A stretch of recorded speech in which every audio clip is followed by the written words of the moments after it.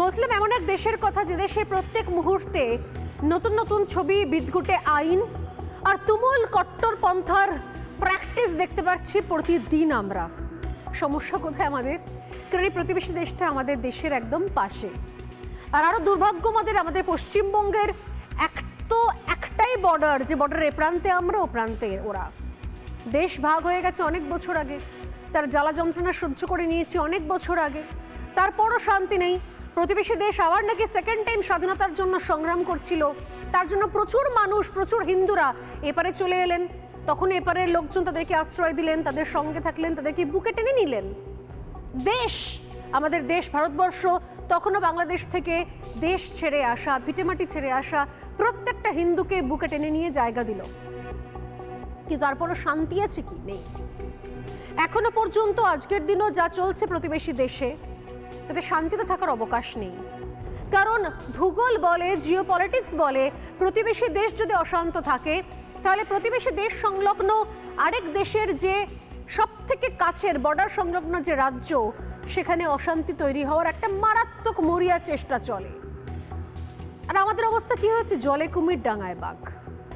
আমাদের প্রতিবেশী দেশ বাংলাদেশ, আর আমাদের রাজ্যের শাসক দলের নাম তৃণমূল কংগ্রেস।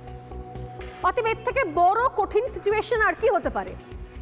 তাই আমাদের প্রতিদিনই খবরগুলো দেখাতে হচ্ছে। যারা এখনো ভাবছেন নিশ্চিন্তে টেলিভিশনে খবর দেখে ভাবছেন যে আমাদের কোনো চাপ নেই, বাংলাদেশে কি হচ্ছে বলতো, তাদেরকে জানাই, যদি এখনো পর্যন্ত না জেগে ওঠেন, না রুখে দাঁড়ান, না ভবিষ্যৎ স্ট্র্যাটেজি বানান, তাহলে কিন্তু বাংলাদেশটা কাল এ রাজ্যে দেখতে হবে, পশ্চিমবঙ্গে দেখতে হবে। বাংলাদেশে কি চলছে জানতে গেলে আজকের আপডেটটা আপনাদেরকে দিতেই হচ্ছে।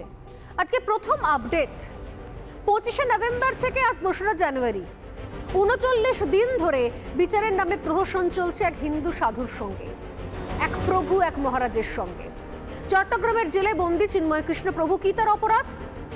তিনি বাংলাদেশে হিন্দুদের জন্য গলা উঁচিয়ে প্রতিবাদ করছিলেন। এই প্রথম বাংলাদেশের হিন্দুরা এমন একজন কাউকে পেয়েছিল যার নেতৃত্বে তারা এতদিন বাদে প্রতিবাদ করতে পারছিল। তারা বলছিলেন যে আমার দেশ, আমার মা, এই ভিটে ছেড়ে যাব না, এই মাটি ছেড়ে যাব না, দেশ ছেড়ে যাব না, আর উদ্বাস্তু হব না। এই দম, এই সাহস দেখাতে পারিনি এর আগে। 1971 যারা এসেছিলেন, তার আগে যারা এসেছিলেন, তারা চলে এসেছিলেন প্রাণ বাঁচাতে, নিজের ধর্ম বাঁচাতে। এখানে এসে অনেকে সিপিএম হয়ে গেছেন, সেকুলার হয়ে গেছেন, কিন্তু চলে এসেছিলেন তারা এই কারণেই, নিজের ধর্ম নিয়ে প্রাণ বাঁচানোর জন্য। তারা আজকে ভুলে গেছেন। কিন্তু বাংলাদেশের বর্তমান হিন্দুরা তাদের মতো ভাবনা চিন্তা করতে রাজি নয়। তারা পালিয়ে গিয়ে পরের দেশে উদ্বাস্তু হয়ে থাকতে রাজি নন। তারা চেয়েছিলেন নিজের দেশে নিজের অধিকার ছিনিয়ে নিতে। কেন সংখ্যালঘুদের জন্য কোনো সেল থাকবে না? সংখ্যালঘুদের জন্য উন্নয়ন মন্ত্রক থাকবে না? কেন সংখ্যালঘুদের জন্য সেখানে কোনো নির্দিষ্ট কোটা থাকবে না? কেন কেন প্রত্যেক মুহূর্তে সংখ্যালঘুদের কাঠগড়ায় তোলা হয়? ডোনাল্ড ট্রাম্প জিতলে দোষ হয় বাংলাদেশের হিন্দুদের, ভারতে বিজেপি ভালো রেজাল্ট করলে দোষ হয় বাংলাদেশের হিন্দুদের, নিজের দেশে আওয়ামী লীগ জিতলে দোষ হয় বাংলাদেশের হিন্দুদের। আরে বাংলাদেশের হিন্দুরা যাবে কোথায়? প্রশ্ন করলে অনেক জামাতিরা বলেন যে বাংলাদেশে আমরা আমাদের হিন্দু ভাইদেরকে জামাই আদরে রেখেছি। আরে তোমরা জামাই আদরে রাখার কে? বাংলাদেশের হিন্দুরা চাইলে তোমাদেরকে জামাই আদরে রাখতে পারে। তাদের বিঘে বিঘে জমি ছিল, সেই জমিগুলো আত্মসাৎ করেছে কারা? যারা এখন এই সমস্ত বড় বড় বাতিলা দিচ্ছে তারা। অতএব বাংলাদেশের হিন্দুদের জন্য কথা বলে এতদিন পর্যন্ত কেউ ছিল না।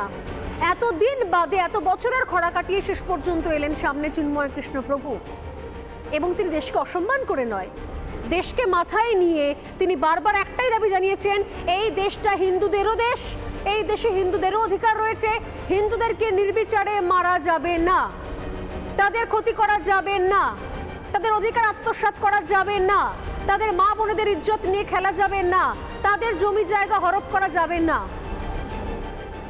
কিন্তু সেই চিন্ময় কৃষ্ণ প্রভুকে ফাঁসিয়ে একের পর এক মিথ্যে মামলা দিয়ে তাকে গ্রেপ্তার করা হলো, আইনজীবী দাঁড়াতে বাধা দেওয়া হলো।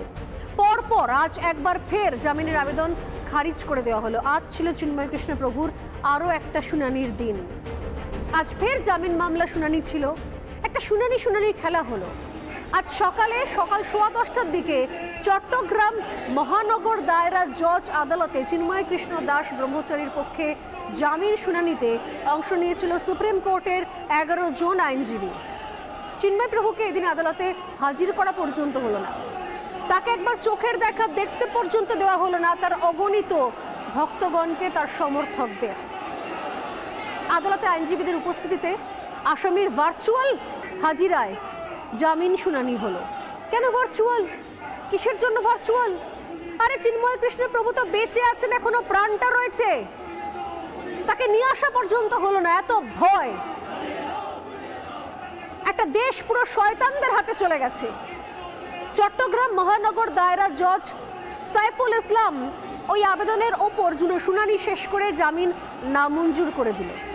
অথচ কোনো কারণ নেই, কোনো তথ্য নেই, কোনো প্রমাণ নেই, কোনো কাগজ নেই, চিন্ময় কৃষ্ণের বিরুদ্ধে কোনো লিখিত অভিযোগ পর্যন্ত নেই।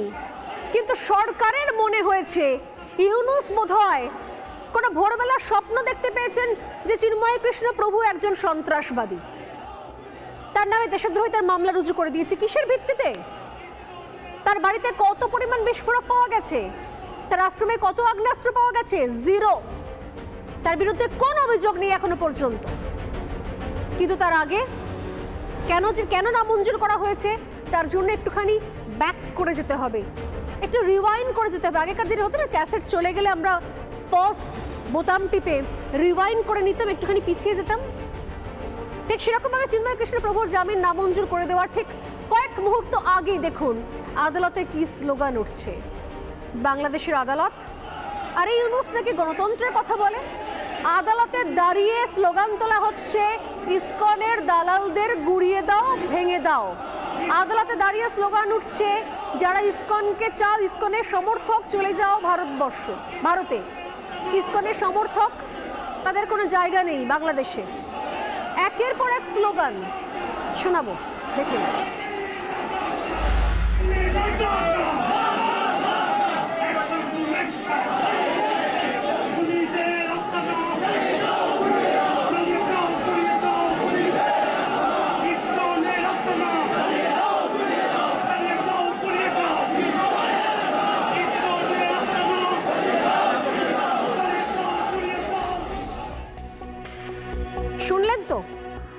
শুনলেন তো, প্রমাণ হলো তো কি স্লোগান উঠছিল। এই স্লোগান যদি একটা কোর্টের আইনজীবীরা দেয় কালো কোট পরে, তাহলে সে দেশে আর কোর্টের উপর ভরসা রাখা যায়? আমি তো প্রতিদিন প্রমাণ দিয়ে আপনাদেরকে দেখাই। এরপরে বিএনপি কিছু নেতা, কিছু বিএনপি সমর্থক, কিছু জামাতি নেতা, তারা এসে বলবেন যে আপা আপনি ভুল দেখাচ্ছেন। আরে ভাই, ভুল দেখাই না, আমরা প্রমাণ সহকারে দেখাই। আপনাদের সমস্যা, আপনারা এতটাই অশিক্ষিত যে কোনটা ঠিক কোনটা ভুল নিজে জানতেও পারেন না, পড়তেও পারেন, নিজের দেশ সম্পর্কে নিজেরাই জানে না। তারা জানে শুধুমাত্র ফতোয়া জারি করতে, তারা জানে শুধুমাত্র কিভাবে হিন্দুদেরকে নিপীড়ন করা যায়, নির্যাতন করা যায়, হিন্দুদেরকে দেশ থেকে তাড়িয়ে দেওয়া যায়, কিভাবে তাদেরকে কনভার্ট করতে বাধ্য করা হয়।